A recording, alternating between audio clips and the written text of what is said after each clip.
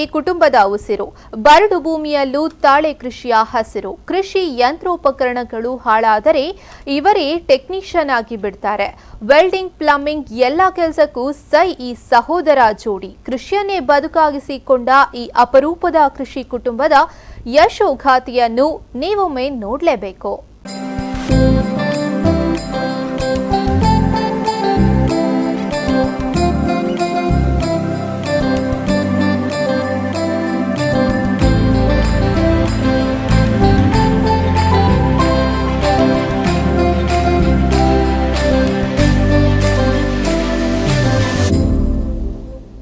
S, ನೀವೆಲ್ಲರೂ ಬಂಗಾರದ ಮನುಷ್ಯ ಸಿನಿಮಾವನ್ನ ನೋಡಿದ್ದೀರಿ, ಕೇಳಿಯೂ ತಿಳಿದಿದ್ದೀರಿ.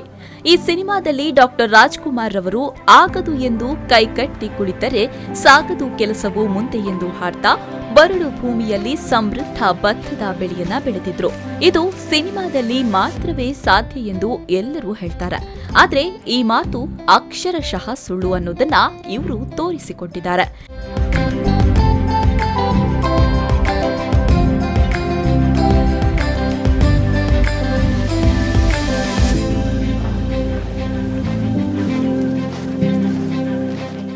ಇಲ್ಲೊಂದು ಅವಿಭಕ್ತ ಕುಟುಂಬ ಏನೂ ಬೆಳೆಯಲಾಗದ ಬರಡು ಭೂಮಿಯಲ್ಲಿ ಅಪರೂಪದ ತಾಳೆ ಕೃಷಿ ಬೆಳೆಯುವ ಮೂಲಕ ಬರಡು ಭೂಮಿಯಲ್ಲಿ ಹಸಿರು ಕಂಗೊಳಿಸುವಂತೆ ಮಾಡಿದೆ.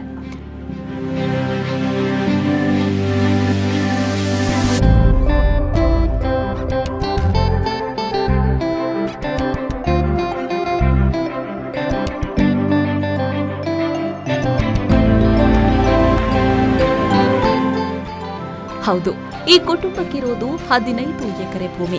ಮನೆ ಹಾಗೂ ಅಂಗಳ ಬಿಟ್ಟರೆ ಉಳಿದೆಲ್ಲ ಭೂಮಿಯು ಹಸಿರಿನಿಂದ ನಳನಳಿಸ್ತಾ ಇದೆ. ಕುಂದಾಪುರ ತಾಲೂಕು ಎಡಮುಗೆ ಗ್ರಾಮದ ಅಜ್ಜಿಕಾನು ನಿವಾಸಿ ಶ್ರೀಪಾದ ಭಟ್ ಹಾಗೂ ಲಲಿತಾ ದಂಪತಿಗಳಿಗೆ 2 ಗಂಡು ಹಾಗೂ 2 ಹೆಣ್ಣು ಮಕ್ಕಳು. 2 ಹೆಣ್ಮಕ್ಳಿಗೆ ಮದುವೆಯಾಗಿ ಶಿಕ್ಷಣ ವೃತ್ತಿಯಲ್ಲಿ ದುಡಿತಾ ಇದ್ದಾರೆ. ಹಿರಿಯ ಮಗ ಮಹೇಶ್ ಭಟ್ ಪೌರೋಹಿತ್ಯ ಮಾಡಿಕೊಂಡು ಮನೆಯಲ್ಲಿದ್ದು ತಮ್ಮ ಪತ್ನಿ ದೀಪಾ ಜೊತೆಗೆ ಕೃಷಿ ಚಟುವಟಿಕೆಗಳನ್ನ ನಡೆಸ್ತಾ ಇದ್ದಾರೆ. ಕಿರಿಯ ಮಗ ರಾಜೇಶ್ ಭಟ್ ಬೆಂಗಳೂರಿನ ಕಂಪನಿಯೊಂದರಲ್ಲಿ ಈ ಹಿಂದೆ ದುಡಿತಾ ಇದ್ರು. ಇದ್ದಕ್ಕಿದ್ದಂತೆ ಅಣ್ಣನ ಸಲಹೆಯಂತೆ ರಾಜೇಶ್ ಭಟ್ ಬೆಂಗಳೂರಿನಲ್ಲಿ ಕೆಲಸ ಬಿಟ್ಟು ತಮ್ಮ ಪತ್ನಿಯೊಂದಿಗೆ ಕಾರಿನಲ್ಲಿ ಊರಿಗೆ ಮರಳುತ್ತಾ ಇರುವಾಗ ಕಾರು ಅಪಘಾತವಾಗಿ 2 ಗಂಭೀರವಾಗಿ ಗಾಯಗೊಂಡಿದ್ರು. 6 ತಿಂಗಳು ರಾಜೇಶ್ ಭಟ್ ಹಾಗೂ ಪತ್ನಿ ರಮ್ಯಾ ಆರ್ ಭಟ್ ಮನೆಯ ಹಾಸಿಗೆಯಲ್ಲಿ ಮಲಗಿ ವಿಶ್ರಾಂತಿ ಪಡೆದಿದ್ರು. ಇದೇ ಸಂದರ್ಭದಲ್ಲಿ ಕೃಷಿಯ ಬಗ್ಗೆ ಹೊಸ ಚೈತನ್ಯ ಮೂಡಿದ್ರಿಂದ ರಾಜೇಶ್ ಭಟ್ ತಮ್ಮ ಅಣ್ಣನ ಕೃಷಿ ಕಾಯಕದಲ್ಲಿ ಕೈ ಜೋಡಿಸಿದ್ರು. ಈ ದಂಪತಿಗಳಿಗೆ ಮತ್ತೆ ಬದುಕು ಕೊಟ್ಟಿದ್ದು ಮಾತ್ರ ಕೃಷಿ. ನಾವು 6 ತಿಂಗಳು ಬೆಡ್ ರೆಸ್ಟಲ್ಲೇ ಇದ್ವಿ. ಆಗ ನಮಗೆ ಈ ಕೃಷಿ ಬಗ್ಗೆ ತುಂಬ ಉತ್ಸಾಹ ಬಂತು. ಮತ್ತು ಮನೇಲಿ ಭಾವನವರು ಕೂಡ ಅಷ್ಟೇ, ನಮ್ಮನ್ನೆಲ್ಲರೂ ಕೂಡ ಚೆನ್ನಾಗಿ ನೋಡಿಕೊಂಡ್ರು ಆ ಟೈಮಲ್ಲಿ. ಆವಾಗ ಈ ತಾಳೆ ಬಗ್ಗೆ ಮತ್ತು ಈ ತೋಟದಲ್ಲಿ ಎಲ್ಲದ್ರ ಬಗ್ಗೆ ನಮಗೆ ಇಂಟ್ರೆಸ್ಟ್ ಬಂತು. ಆವಾಗ ಈ ಕೆಲಸಗಳನ್ನು ಪ್ರಾರಂಭ ಮಾಡಿದ್ವಿ ನಾವು. ಇವಾಗ ಅದು ನಮಗೆ ಕೈ ಹಿಡಿದಿದೆ ಈ ಭೂಮಿ. ನಮಗೂ ಖುಷಿ ಇದೆ ಈ ಕೆಲಸ ಮಾಡೋದ್ರಿಂದ. ನಮ್ಮ ಮನಸ್ಸು ಎಲ್ಲರೂ ಒಟ್ಟಿಗೆ ಇದ್ದೀವಿ ಮನೆಯಲ್ಲಿ. ಎಲ್ಲ ಕೆಲಸಗಳನ್ನು ಹಂಚ್ಕೊಂಡು ಮಾಡ್ತೀವಿ. ಇವರು ಕೂಡ ಅಷ್ಟೇ, ಅಣ್ಣ ತಮ್ಮ ನಮ್ಮ ಮಾವ ಎಲ್ಲರೂ ಕೂಡ ಏನೇ ಕೆಲಸಗಳಿದ್ರು ಅವ್ರಿಲ್ದೇ ಇದ್ದಾಗ ಇವ್ರಿಲ್ದೇ ಇದ್ದಾಗ ಅವರು ಹಂಚ್ಕೊಂಡು ಕೆಲಸ ಮಾಡ್ತಾರೆ. ನಾವು ಕೂಡ ಮನೆಯಲ್ಲೆಲ್ಲರೂ ಹಂಚ್ಕೊಂಡು ಕೆಲಸ ಮಾಡ್ಕೊಂಡು ಖುಷಿಯಾಗಿದ್ದೀವಿ. ಮೊದಲಿಗೆ ಮಹೇಶ್ ಭಟ್ ಅವರು ತಮಗಿರುವ 15 ಎಕರೆ ಜಾಗದಲ್ಲಿ 8 ಎಕರೆ ಭೂಮಿ ಬಿಟ್ಟು ಉಳಿದ ಭೂಮಿಯಲ್ಲಿ ಅಡಿಕೆ, ತೆಂಗು, ಇತರೆ ಕೃಷಿಗಳನ್ನ ಮಾಡಿಕೊಂಡಿದ್ರು. ಇವರ ಮನೆ ಎದುರಿಗಿನ 8 ಎಕರೆ ಜಾಗ ಹಾಸುಕಲ್ಲಿನಿಂದ ಕೂಡಿದ್ದು ಯಾವ ಕೃಷಿಯೂ ಮಾಡಲು ಯೋಗ್ಯವಲ್ಲದ ಭೂಮಿಯಾಗಿತ್ತು.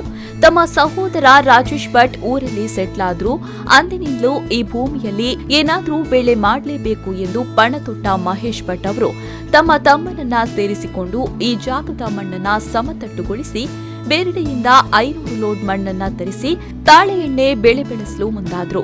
ಈ ಸಹೋದರರ ಅವಿರತ ಪರಿಶ್ರಮದಿಂದಾಗಿ ಇಂದು ಉಡುಪಿ ಜಿಲ್ಲೆಯಲ್ಲಿ ತಾಳೆ ಕೃಷಿಯಲ್ಲಿ ಅತ್ಯಧಿಕ ಇಳುವರಿ ಪಡೆದ ಪ್ರಥಮ ಕೃಷಿಕರಾಗಿ ನಮ್ಮೆದುರು ನಿಂತಿದ್ದಾರೆ.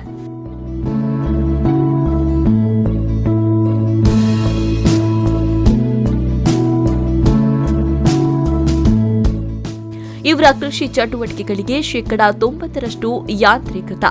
ವೆಲ್ಡಿಂಗ್ನಿಂದ ಹಿಡಿದು ಪ್ಲಂಬಿಂಗ್ ತನಕ ತರಹೇವಾರಿ ವಸ್ತುಗಳು ಇವರ ಮನೆಯಲ್ಲಿದೆ. ಕೃಷಿಗೆ ಬೇಕಾದ ಬಡಗಿ ಕೆಲಸದಿಂದ ಕಬ್ಬಿಣದ ಕೆಲಸ ಅಲ್ಲದೆ ಬೋರ್ವೆಲ್ಗೆ ಮೋಟಾರ್ ಇಳಿಸಿ ಏರಿಸುವುದಕ್ಕೂ ಇವರು ಯಂತ್ರವನ್ನ ಆವಿಷ್ಕರಿಸಿಕೊಂಡಿದ್ದಾರೆ. ಕೃಷಿ ಯಂತ್ರಗಳು ಕೈಕೊಟ್ರೆ ಟೆಕ್ನಿಷಿಯನ್ ಇವರನ್ನ ಅವಲಂಬಿಸಲ್ಲ. ಇವರೇ ಟೆಕ್ನಿಷಿಯನ್ ಕೆಲಸವನ್ನ ನಿರ್ವಹಿಸುತ್ತಾರೆ. ಕೃಷಿ ಯಂತ್ರೋಪಕರಣಗಳ 2 ಕೋಣೆಗಳಿವೆ. ಈ ಕೋಣೆಯತ್ತ ಕಣ್ಣು ಹಾಯಿಸಿ ನೋಡಿದ್ರೆ ದೊಡ್ಡದೊಂದು ಕೃಷಿ ಗ್ಯಾರೇಜ್ ಕಣ್ಣು ಮುಂದೆಗೆ ಬಂದು ಬಿಡುತ್ತೆ.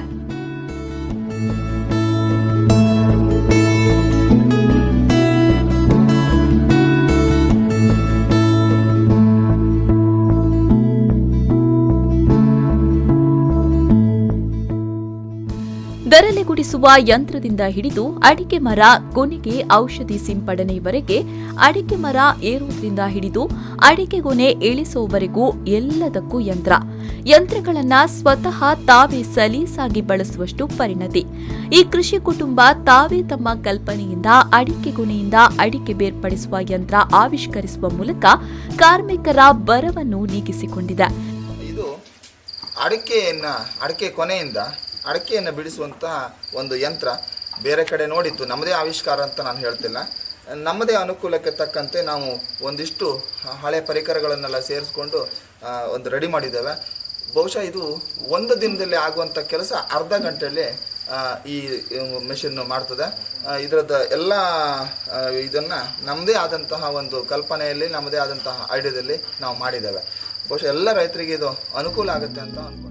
ಸಂಜೆಯಾದ್ರೆ ಟಿವಿ ಮುಂದೆ ಕುಳಿತು ಕಾಲಹರಣ ಮಾಡುವ ಇಂದಿನ ದಿನಗಳಲ್ಲಿ ಈ ಮನೆಯ ಎಲ್ಲಾ ಸದಸ್ಯರು ಸಂಜೆಯಾದ್ರೆ ಒಂದೆಡೆ ಕೂತು ಕೃಷಿ ಬಗ್ಗೆ ಚರ್ಚೆಯನ್ನ ನಡೆಸ್ತಾರೆ. ಇವತ್ತು ಏನಾಯ್ತು, ಎಷ್ಟಾಯ್ತು ಎನ್ನುವ ಚರ್ಚೆಯಿಂದ ಹಿಡಿದು ನಾಳೆ ಏನು ಮಾಡಬೇಕು ಎನ್ನುವ ತೀರ್ಮಾನವೂ ಆಗುತ್ತೆ. ಕೃಷಿ ವಿಷಯದಲ್ಲಿ ಪುರುಷರು ಮಹಿಳೆಯರು ಎನ್ನುವ ಭೇದ ಭಾವವಿಲ್ಲ. ವೀಳ್ಯದೆಲೆ, ಕಾಳು ಮೆಣಸು, ತರಕಾರಿ ಬೆಳೀತಾರೆ. ಕ್ಯಾಟರಿಂಗ್ ಕೂಡ ನಿರ್ವಹಿಸ್ತಾ ಇದ್ದು ತಾವೇ ಬೆಳೆದ ತರಕಾರಿಗಳನ್ನ ಅಡುಗೆಗೆ ಬಳಸ್ತಾರೆ. ಕೃಷಿಯ ಜೊತೆಗೆ ಕ್ಯಾಟರಿಂಗ್, ಪೌರೋಹಿತ್ಯ ವೃತ್ತಿಯನ್ನ ನೆಚ್ಚಿಕೊಂಡಿದ್ದಾರೆ. ತಾಳೆ ಅತ್ಯಂತ ನಂಬಿಕಸ್ಥ ಕೃಷಿಯಾಗಿದ್ದು ಕೈಕೊಡುವ ಪ್ರಶ್ನೆಯೇ ಇಲ್ಲ. ಕೃಷಿ ಇಲಾಖೆಗೆ ತಾಳೆ ಕೃಷಿ ಬಗ್ಗೆ ಮಾಹಿತಿ ನೀಡಿದ್ರೆ ಅವರು ತಾಳೆ ಕೃಷಿ ನೋಡುವ ಕಂಪನಿಗೆ ರೆಫರ್ ಮಾಡ್ತಾರೆ. ಕಂಪನಿಯವರೇ ಸ್ಥಳಕ್ಕೆ ಬಂದು ತಾಳೆ ಕೃಷಿಗೆ ಸ್ಥಳ ಯೋಗ್ಯವೇ ಎಂದು ಪರೀಕ್ಷಿಸಿ ಯೋಗ್ಯವಾಗಿದ್ರೆ ಅವರೇ ಸಸಿ ಕೂಡ ಕೊಟ್ಟು 3 ವರ್ಷ ಮೇಂಟೈನಿಗಾಗಿ ಫರ್ಟಿಲೈಸರ್ ಕೂಡ ಮಾಡ್ತಾರೆ. ತಾಳೆ ಫಸಲು ಬಂದ ನಂತರ ಮಾರುಕಟ್ಟೆ ಸಮಸ್ಯೆ ಇಲ್ಲ ಅಂತಾರೆ ಕೃಷಿಕ ಮಹೇಶ್ ಭಟ್ ಅವರು.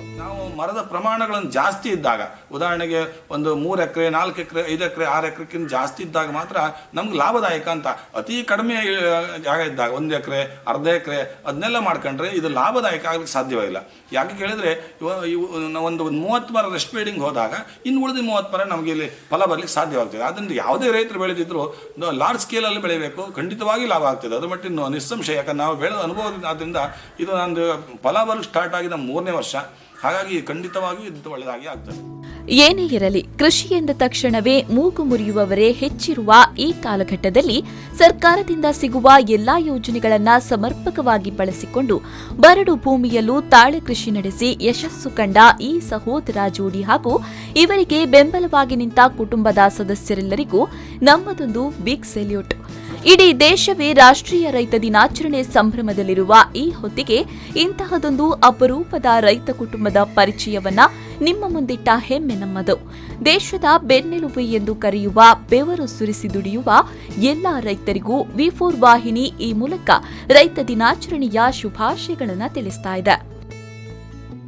ಶ್ರೀಕಾಂತ್ ಮಾಡಿ, ವಿ4 ನ್ಯೂಸ್ 24/7 ಕುಂದಾಪುರ.